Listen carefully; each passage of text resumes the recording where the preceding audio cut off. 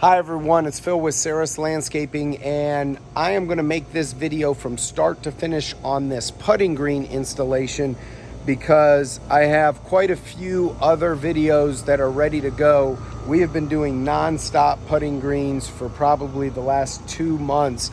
Next week we'll be working on a 9,000 square foot artificial turf project, and I'm going to be doing time-lapse video, so we'll combine it all together. But this one I wanted you to get up here because I wanted to let you see it without editing of any sort, so we can get through it quickly. So we just finished this putting green. This job was scheduled to be 3 days, ended up being 3.5 days. The half day came because, as you can see, there's still some white on here. That is the silica sand infill.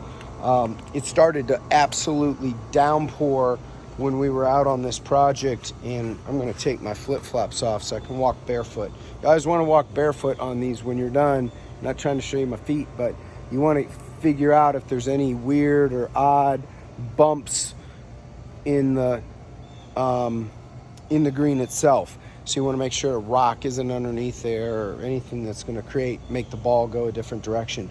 So this silica sand, we just got hammered with rain, and so it is, if I go like this, now it's even started to dry out. So what we need to do is we need to come back and power broom this sand. So we'll stop back tomorrow and we'll power broom it. You can look how green it gets. That's just with the action of my hand. So that will turn back green. But what happens is when this sand gets wet, it won't work its way down into the fibers. And we literally had just started sanding this, and it rained so hard we must have gotten, I don't know, an inch or two of rain. The crew was standing up underneath the deck just waiting for it to subside, but it didn't. So we had to come back and finish, and the sand was still wet going in. So in another day we'll be able to come back here and all that white will go away. But this green is beautiful. We had a couple of really big challenges in actually installing this green. Challenge number one is there's a significant slope. You see, we used some stacked rock along the back side of this green right here. The homeowner had already stacked all this rock. So the homeowner did this work himself. So he stacked this rock and asked if we could match it and raise this up. So we lifted this up probably about 7 or 8 inches in order to make this more even. This gives you a better idea, more level. It still slopes down, which really I like because this is a fairly complex green. It's got a lot of compound slopes, which means compounding means that it slopes left here, sometimes to the right, sometimes to forward, sometimes backwards. A lot of the greens that you see getting built are flat, and they're flat because families want to enjoy them. No one's taking it too seriously. We can build greens with high degrees of complexity. We measure them on a stimp meter that we get through USGA Golf, and that allows us to measure the speed of the green. On average, we're looking for it to be around an 11, which is a pretty fast green. That means as you raise this stimp meter up, when the ball releases from a notch, it rolls, and you measure how far it rolls. If it rolls 11 feet, well, then it's 11. If it rolls 8 feet, then it's an 8. But this green, I would guess, based on speed, is about an 11. What affects speed is how much sand you put in. We use 2 different types of sand. In order to fill, first note, we use silica sand always. The beauty of silica sand over play sand, mason sand, river sand is silica sand. If I were to look at this again, I'll tell you, it's dry now. Silica sand is like bunker sand, the same type of sand they use in golf bunkers. It dries very, very quickly, so it does not hold moisture. It has almost perfectly round particles. So if you were to look at it under a microscope, all of the particles are rounded, so they roll over each other. It's not a sand that compacts. any other type of sand, like play sand, mason sand, river sand, other sands, granite sands, they are going to have different size particles. Some will be round, but most will be somewhat angular in shape. When they're angular in shape, they compact and become heavy. I would not be able to come back here tomorrow, broom this, and have it go down. But because this is round in shape and the particles roll over each other, we're really able to work this in. Let's do this area here so you can see how that works. Let me set the phone right here so you can see how that works. We're really able to work this area in well and make it all green because we're using silica sand. Now there's different grades of silica sand. Silica sand is the same type of sand you would use in sandblasting, for instance. They grade it by the size of the particles. So when you're doing artificial turf, you want to use either medium size silica sand or fine silica sand. They do make a coarse silica sand. Medium sand is going to fill the fringe, which if this was a backyard and there was no golf putting green, this is the same grass we would use right here. What you see right here, this green part, this would be the lawn. This is just lawn. In this case, we're calling it the fringe because that's what acts as the fringe. If we used an even thicker grass further out, that would be considered the rough. So we use medium grade silica sand to fill in the fringe, and we use fine silica sand to fill in the putting green, because if I tried to use medium sand here, it would do nothing but bunch up on me. So again, here's another area. Tomorrow we'll be back with the power broom to broom all that in. I only use aluminum putting cups. I do not use plastic putting cups. See, these are aluminum on the inside. They get that, I'm not sure if you can hear that or not. I don't have a golf ball with me or you'd hear it. They have that real nice, that clink sound. So, and also when they hit this steel bottom. So when you are building a putting green, you need to make sure to order the putting cups. We order our putting cups through a company called Corbin Turf. You order the cup, you order a stem. This is a practice stem. They come in all different colors. You can get a full-size, regulation size stem, but we use practice stems.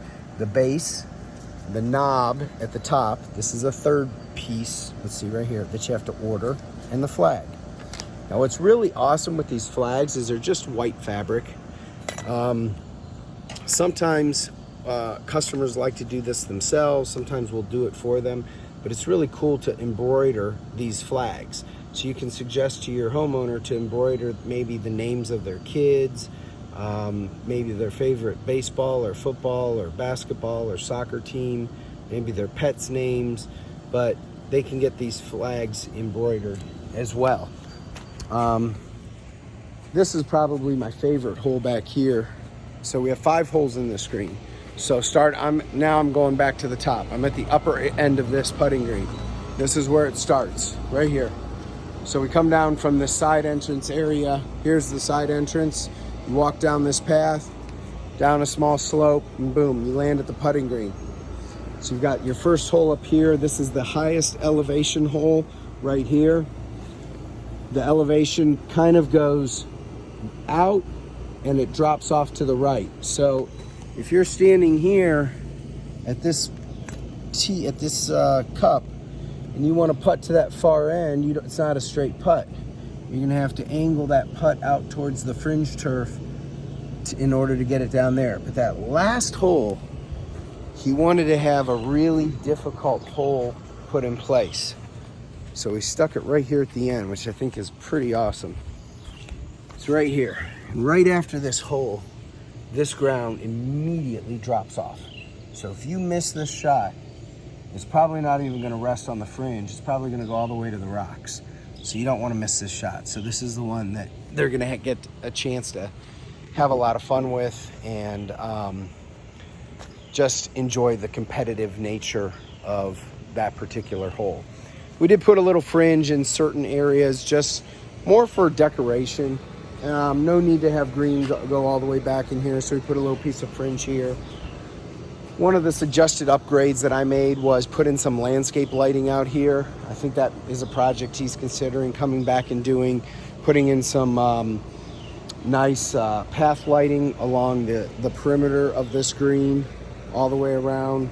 Put a nice path light here in this corner, going all the way to the house.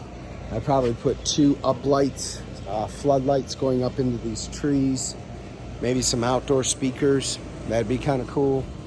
Here's another area of upgrade. The homeowner had already had these boulders that he wanted us to use, so we used those for the edging. We had some leftover turf, some scrap pieces, so rather than stop it back here, we seamed it. You can't see it probably, but there's a seam right here. Now remember, again, the sand's wet, so it still needs to dry and go in, but there's a seam right along there. You really can't even see that at all, but once we power broom that and get that sand in, it'll be nearly invisible.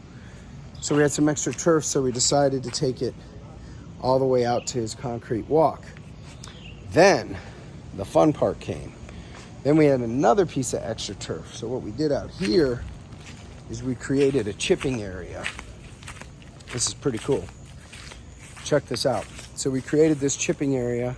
Again, you're gonna see a lot of sand on it now because it rained on the sand. So we have to come back, we have to power broom it. I'll give you an example. You know, you see some sand on it. This is all starting to dry now. So as this dries, we'll begin to power broom it, and this sand drops to the bottom. It adds weight to it, and all of this goes away, and this turf starts to stand up. Let me show you how that works. I'll just do it like this. Now, I'm gonna have a mechanical broom that's gonna be doing this at, I don't know, however many RPMs it spins at. It's fast. So that kind of gives you a better idea of what a cleaner section of that center looks like. But this is gonna be now his chipping green. I just cleaned the middle part of that. But that's where he's gonna be chipping to, right behind me, that putting green. So from right down here, he can take his chip shots and go right over there. Me, I'd probably slice and take out an air conditioning unit. Another suggested upgrade that I made is at some point in the future, it'd probably be nice to add in about 4 or 5 stone slab stairs, so people who are chipping don't have to walk up this pine straw hill. They can walk up some stairs that go right into here. So that is the majority of the project. Let me grab some of my paperwork here, and I want to show you real quick the rest of this job. Look what we left on site. Man, I leave so many of these things around. It's awful. But this, I use all the time. And we ended up leaving ours here. So let's take a look at the rest of this project. I won't make you look at my spinning camera too much longer. Originally, one of the ideas that we floated was, what would it take to do this whole backyard in artificial turf? And it was just a little bit much more than what the homeowner felt was worth it. So we did sod. This is emerald zoysia sod. This was our access into the yard, so we had to access the yard from the far end down there with our machinery and our equipment, come all the way through the yard. So we were going to tear it up anyway, so come through this way, come through these trees, so we could get up to the putting green that you see back there. So we decided to put emerald zoysia, and this is how the lawn turned out. Turned out real nice. I'll show you the rest of our access path and how we ended up cleaning that out. But if you're looking to get into artificial turf or get into putting greens, there's some skills needed for it, but they are rewarding, they're fun. Again, this putting green project was done in, well, if it hadn't rained 3 days, we'd have been done easy. We are gonna have to come back for a few hours and just quickly broom some areas. But other than that, it's a 3-day project. So our access is right around here, went right around the outside of these bushes. This was just mud and mess from our machine coming in and out, but we repaired it. We put it all back together. We pine strawed it when it was all done. Here's more of our access. We got some cooperation from the neighbor to make sure that we could use their property as well. Just give you another look at the access path here. And we were able to, hold on, I'm gonna set some of my stuff down so I can talk with you here. Okay, so here's our sod repair. The neighbor had some bad sod sections in here, so we were able to match up. They also have emerald zoysia, so this will green up like that probably in another month or two. And we were able to use this as our access. This is also, the work was performed on a brand new driveway. It was just poured 3 months ago.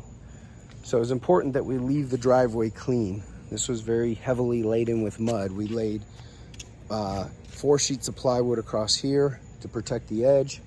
We pressure washed the majority of the driveway to get, some of these are stains, to get the majority of the dirt off. There's a few tire marks that don't belong to us. But other than that, that is our latest and greatest putting green job. Again, I haven't been posting a ton of videos because they're in the queue. They need some editing because we've been, some videos that'll be coming up are one on melted turf. For those of you that are interested in turf, you're really going to want to see that video. The turf actually melted because the sun hit the windows from just the right angle where it heated the turf up about 225 degrees. Well, that's going to melt the turf. It's not the homeowner's problem, it's not the manufacturer's problem, it's not the installer's problem. So today we are on that job fixing that. So I've got like 4 videos to splice together on that whole problem of what happened. We carry a temperature gun with us now, so I shoot temperatures during the hottest points of the day when the sun is shining to see where we're at. One thing I'll always look out for is south-facing windows. What's an even more interesting pickle to be in, and that has not happened to me yet, and I hope to avoid it, is when your neighbor's windows reflect the sun and melt your client's turf. Talk about an awkward conversation. The solution to it is a very specialized window tint, and I'll tell you all about that when I do the melted turf video. Next week we'll be doing the 9,000 square foot job. We finished another 2,500 square foot project that I will have a video on as well that shows of some very interesting ways that we had to create borders and cuts around trees. And we had very tight access on that project as well. So turf, man, we've just been doing a ton of it and loving it, having a ton of fun doing it and putting it all together. We are really, really good at it. We make these seams look impeccable. We take our time. We've learned that the philosophy is inch by inch. Take your time. Put your seams together slowly. This, by the way, is not me cutting my finger. I actually dislocated my finger, but I'm holding this up because we do cut ourselves quite a bit. We're using very sharp knives, so you've got to be extremely careful when you're doing the work. Make sure your crew has plenty of water and stays hydrated. Make sure you have knee pads because it will burn the skin on your knees. I cut out this green and I was wearing shorts, you know, like that.